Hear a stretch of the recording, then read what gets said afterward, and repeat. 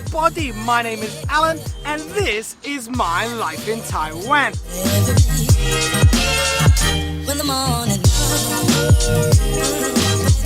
Yes, welcome back everybody. Thanks so much for being here. A huge extra special welcome to any new subscribers that have joined the channel recently. It's great to have you here, as it is also great to have my team VVVIP here.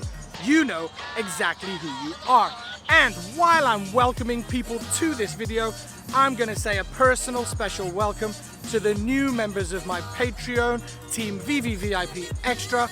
Let's see if I can remember.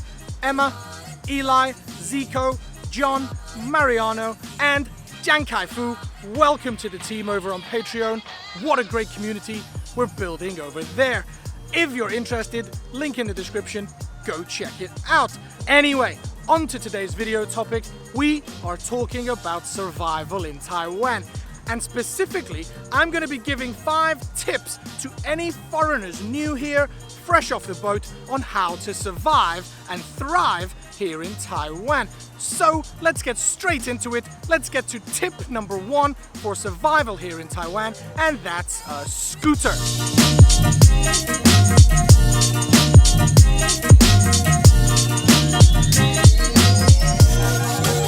Yes, get yourself a scooter as soon as you can. And you'll need your ARC, your ID, before you can buy one and register it. And you'll need to do your motorcycle proficiency test before you can be legal. But once you're legal, get yourself onto the Facebook buy and sell groups, pick one up secondhand, ask your co-teacher or a Taiwanese friend to take you around the secondhand scooter shops and buy the best one you can afford. Yes, that's my serious advice. I know in my previous scooter safety video, I made a sarcastic joke about picking up the cheapest scooter you can, but you will pay for it in the long run if you get a cheap scooter. Yes, you might get lucky and pay $4,000 or $5,000 for one that lasts you a couple of years, but my first scooter that cost me $4,000 blew up after about 2 months, needed a whole new engine rebuild, costing me $7,000. I'd have been much better off spending the $11,000 initially getting a better scooter. So yeah, look towards the top end of your budget, get yourself a good reliable scooter. $10,000 to $20,000 should do the trick. And for those of you watching this that disagree with me, those of you that think a scooter is not 100% necessary, well yes, you may be right. You can get by here without a scooter, but the freedom that a scooter gives you to escape the city at the weekends is a freedom like no other. Once you get out into that Taiwanese countryside on your scooter, you will not regret buying one. Yes, there are people that have never bought a scooter and insist that it was the right decision, but I've also never met somebody that did buy a scooter and then went on to decide it was the wrong decision. So yeah, tip number 1 for survival here, get yourself a scooter as soon as you can. On to tip number 2 for survival in Taiwan, and that's learn Mandarin.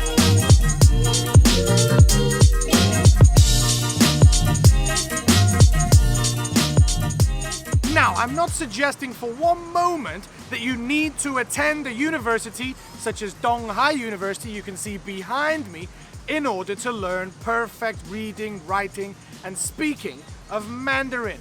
But when you arrive here, there's gonna be a barrage of Chinese, and there's not always an English translation. So it's a big culture shock for anybody arriving fresh off the boat. What I'm suggesting is that you pick up a little bit of the day-to-day Chinese. Things to help you find bathrooms, certain restaurants, convenience stores, or train stations. I know it's not mind-blowing stuff here that I'm telling new arrivals into a country to learn part of the local language. That's pretty obvious. But you'd be amazed by the amounts of new arrivals, foreigners that come here and simply refuse or don't even try to learn the local language. And that's not out of ignorance or arrogance. It's more out of a cultural upbringing that we have back in the West. The Chinese is the most difficult language to learn, an impossible language. In fact, we even use it as a euphemism for something we don't understand. It's Chinese to me simply means I don't understand something. So my advice is to just try from day one and jump into it. Yes, you'll make mistakes, and yes, people will laugh at you when you confuse your sui jiao with your sui jiao, and that's all part of the fun. In fact, any Taiwanese people watching this, maybe you can help out. In the comment section below, why don't you write some of the useful everyday phrases that people arriving here should be able to say. Not your typical ni hao, xie xie, bukachi, but other things that you need to use in order to get by on a day-to-day basis. I'm sure anyone arriving in Taiwan will really appreciate a little bit of help. So yes, tip number 2, learn Mandarin as much as you can while you're here. Anyway, on to tip number 3, keep your head on a swivel when walking in the streets.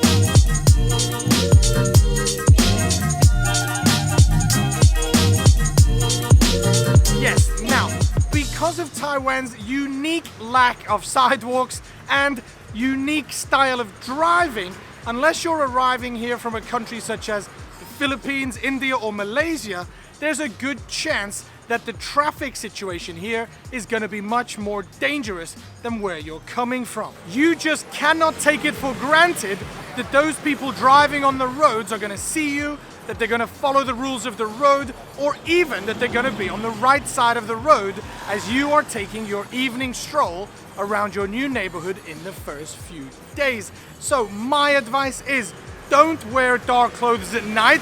Seriously, people will not see you. And if there is no sidewalk, it's best to walk into oncoming traffic so you can see what's ahead. I'm serious. I know of several foreigners that have been injured and even killed as pedestrians on the sidewalk by drivers who didn't see them or lost control of their cars. It's a serious problem here. So tip number 3, always keep your wits about you and stay wary when a pedestrian walking, especially in the city. Anyway, tip number 4 brings us here to the DIY or everything store.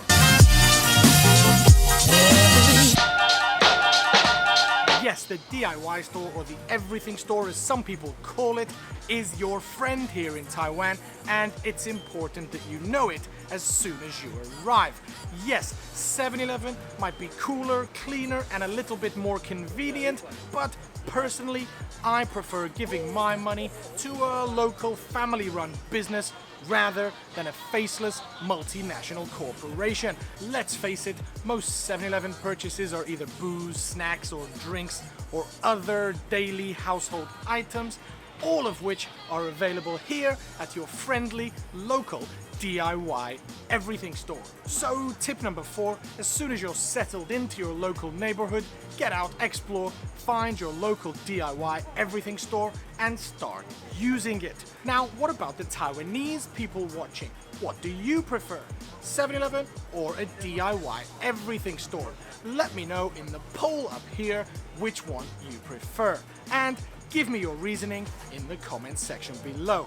Now, on to the final tip of my 5, and number 5, don't work too hard.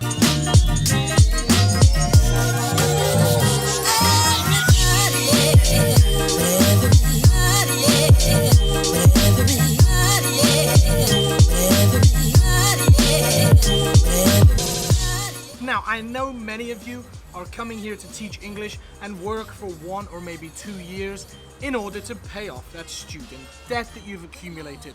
But to come here and work 6 days a week and sleep on the 7th would just do an injustice to Taiwan and probably only give you a negative image of the country to take home with you when you leave. Not to mention that it's not really fair of you to come here and earn all that money and take it home with you without taking some stories of the beautiful scenery, the people and the culture with you. Taiwanese people are not naive, and they understand that foreigners will come here to earn money that maybe they will take out back to their home country.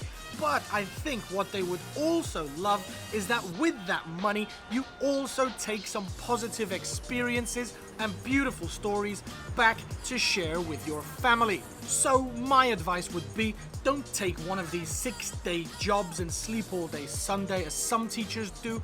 Yes, get a 5-day job, work hard all week, but come the weekend, you should be jumping on your new scooter, jumping on a train, getting out and using that new Mandarin that you've picked up to explore and experience the beauty of the scenery, the culture, and those people of Taiwan that I mentioned earlier. You won't regret it, especially when you get back home and have all of these beautiful stories to share with your friends and family.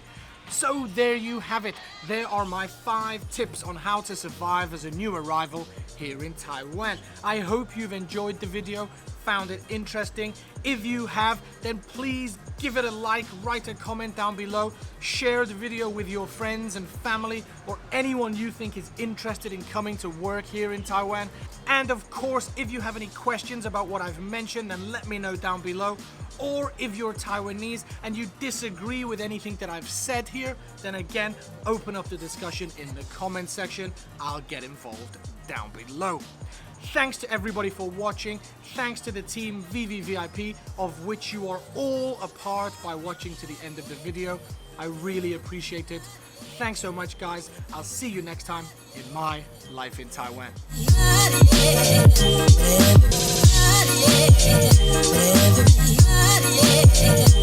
Every